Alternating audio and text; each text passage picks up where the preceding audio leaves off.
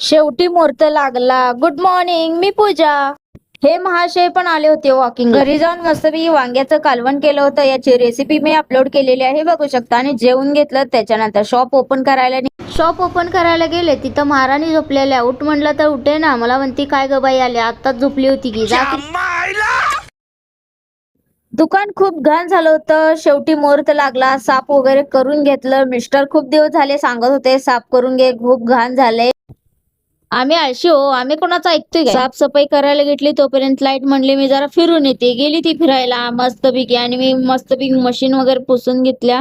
एक मशीन साफ करून घेतली तोपर्यंत दुसरी करायला घेतली तोपर्यंत कस्टमरच आलं. असं कधीच होत नाही, मी साफसफाई करायला घेतली आणि कस्टमर आलं नाही. ते म्हणजे येतेच, काय वैशिष्ट्य आहेत काय माहिती. बघा कसं चकाचक करून घेतलंय दुकान आता मस्तपैकी. संध्याकाळी बाजारला गेलो होतो, थोडीफार शॉपिंग करायची होती. त्याच्यानंतर घरी आलो आणि आजच्यासाठी एवढंच. भेटूया नेक्स्ट ब्लॉग मध्ये.